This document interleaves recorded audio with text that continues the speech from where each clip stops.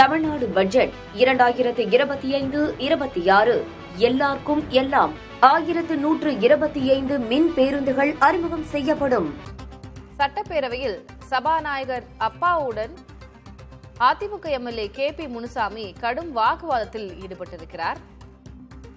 மடிக்கணினி திட்டம் தொடர்பான விவாதத்தில் பேசியபோது சபாநாயகருக்கும் KP முனுசாமிக்கும் வாக்குவாதம் ஏற்பட்டிருக்கிறது. என்ன நடந்தது என்று நமது செய்தியாளர் ஸ்டாலினிடம் கேட்கலாம். ஸ்டாலின், சற்று நேரத்திற்கு முன்பாக தான் சபாநாயகர் அப்பாவு மீதான நம்பிக்கையில்லா தீர்மானம், அதன் மீது விவாதம் நடைபெற்றது. நம்பிக்கையில்லா தீர்மானம் தோல்வியடைந்தது. இந்த பிரச்சனையில மறுபடியும் சபாநாயகரும் KP முனுசாமியும் வாக்குவாதத்தில் ஈடுபட்டிருக்கிறாங்க. என்ன பிரச்சனை? எப்படி இந்த வாக்குவாதம் தொடங்கியது? இருவரும் என்ன பேசினார்கள்? விளக்குங்க. பட்ஜெட் உரை மீதான விவாதம் தற்போது சட்டப்பேரவையில நடைபெற்று வருது.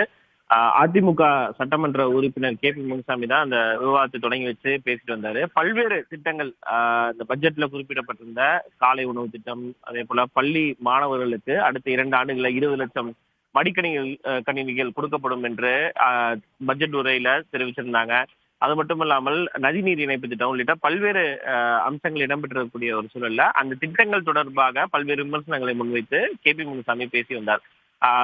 கிட்டத்தட்ட 10 நிமிடங்களுக்கு மேலாக KP முனுசாமி பேசி வந்த நிலையில பல்வேறு குறுக்கீடுகள், அமைச்சர்களும் தங்களுடைய குறுக்கீடுகளை மேற்கொண்டார். அந்த காலை உணவு திட்டம் தொடர்பாக பேசும் பொழுது முதலமைச்சரே எழுந்து தன்னுடைய குறுக்கீட்டை மேற்கொண்டு காலை உணவு திட்டத்தை பொறுத்த வரைக்கும் வெற்றிகரமாக செயல்படுத்தி வருகிறோம். அதே போல மடிக்கணினி திட்டமும் அதிமுக ஆட்சி காலத்துல கொடுக்கப்பட்டாலும் அது கடைசியாக நிறுத்தப்பட்டது என்ற ஒரு குற்றச்சாட்டை முதலமைச்சர் முன்வைத்தார். நிதியமைச்சர் தங்கமணியும் இதே போன்ற குற்றச்சாட்டுகளை முன்வைத்தார்கள்.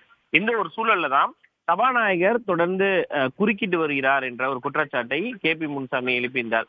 இந்த மடிக்கணினி திட்டமாகட்டும், அதே போல இந்த நதிநீர் இணைப்பு உள்ளிட்ட பல்வேறு விஷயங்கள் குறித்து பேசும்பொழுது சபாநாயகர் தொடர்ந்து குறுக்கிட்டு வருகிறார் என்ற குற்றச்சாட்டை KP முனுசாமி எழுப்பியதை அடுத்து ஒரு காலசாரமான விவாதம் சபாநாயகருக்கும் KP முனுசாமிக்கு இடையே ஒரு கடும் வாக்குவாதமாக மாறியது.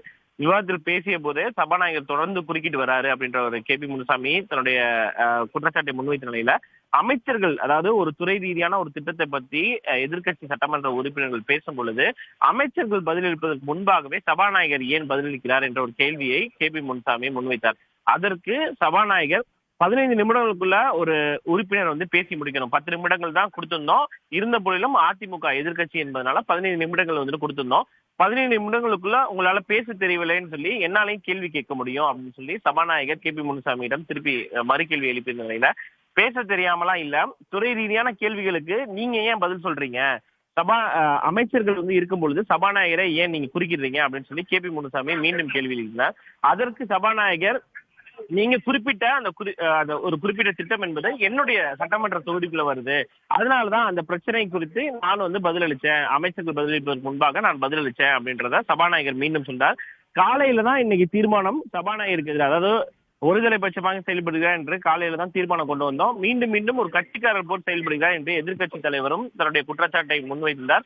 நான் நடுநிலையில் தான் செயல்படுகிறேன், நான் தொடர்ந்து எதிர்கட்சிகளுக்கு வாய்ப்பு அளிக்கிறேன் என்று சபாநாயகர் தொடர்ந்து பேசியதற்கு இந்த காரசார விவாதம் என்பது கிட்டத்தட்ட ஒரு 10 நிமிடங்களுக்கு மேலாக நீடித்தது. அமைச்சர் பேசுவதற்கு முன்பாகவே நீங்க பேசாதீங்க அப்படின்னு சொல்லி எதிர்கட்சி தலைவரும் தன்னுடைய குற்றச்சாட்டை முன்வைத்த நிலையில KP முனுசாமிக்கு இறுதியாக 1 நிமிடம் மட்டும் ஒதுக்கப்பட்டு அதன் பிறகு தற்போது திமுக சட்டமன்ற உறுப்பினர்கள் பேசி வருகிறார்கள்.